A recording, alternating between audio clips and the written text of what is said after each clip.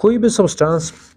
Diamagnetic या paramagnetic क्यों होता है? हमने ये कहा है कि अगर ऑर्बिटल्स में पेयर्ड इलेक्ट्रॉन हो किसी भी सब्सटेंस के तो वो डायमैग्नेटिक होगा। अब आप यूँ समझिए कि एक ऑर्बिटल है, किसी भी मॉलिक्यूल का या किसी भी एटम का, इसमें पेयर्ड इलेक्ट्रॉन है, तो ये इलेक्ट्रॉन का स्पिन एक तरफ है और इस इलेक्ट्रॉन का स्पिन जो होगा वो दूसरी तरफ होगा, यानी ये जो स्पिन होंगे एक दूसरे की एंटी होंगे, और इलेक्ट्रॉन जो है हमेशा इस तरह स्पिनिंग करते हैं अपने एक्सिस के गिर्द। तो अगर ये इलेक्ट्रॉन इस तरफ स्पिन कर रहा है तो ये जो इलेक्ट्रॉन होगा वो इस तरफ स्पिन करेगा, तो जिसकी वजह से ये जो स्पिन होंगी इनकी वजह से इलेक्ट्रॉनिक फील्ड पैदा होगा, और ये इलेक्ट्रॉनिक फील्ड एक दूसरे को क्या करेंगे, कैंसिल करेंगे। दैट्स वाई हम कहेंगे कि इस ऑर्बिटल की वजह से भी कोई सब्सटेंस जो होगा वो पैरामैग्नेटिक नहीं हो सकता, क्योंकि मैग्नेट जो है उस सब्सटेंस को अट्रैक्ट करता है जिसके इलेक्ट्रॉनिक फील्ड मौजूद हो। अब अगर इस ऑर्बिटल को देखा जाए तो ये डायमैग्नेटिक मैग्नेटिज्म को शो कर रहा है, और पैरामैग्नेटिज्म को अगर इस ऑर्बिटल को देखा जाए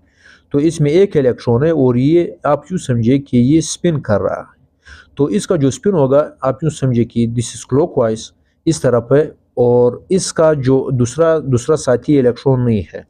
तो जो कि एंटी क्लॉकवाइज में क्या करे, वो स्पिन करें, तो इसकी वजह से इसकी इलेक्ट्रॉनिक फील्ड होगी, और जब इलेक्ट्रॉनिक फील्ड होगी तो मैग्नेटिक फील्ड इसको अट्रैक्ट करेगा। दैट्स वाई अगर इस तरह का कोई भी सब्सटेंस हो जिसमें ऑर्बिटल में अनपेयर्ड इलेक्ट्रॉन हो तो उस सब्सटेंस को हम कहेंगे कि दिस पैरामैग्नेटिक बिकॉज इट्स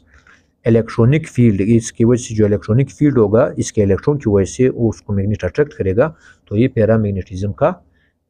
मतलब आप यूँ कह सकते हैं कि ये सब्सटेंस होगा ये पैरामैग्नेटिक होगा।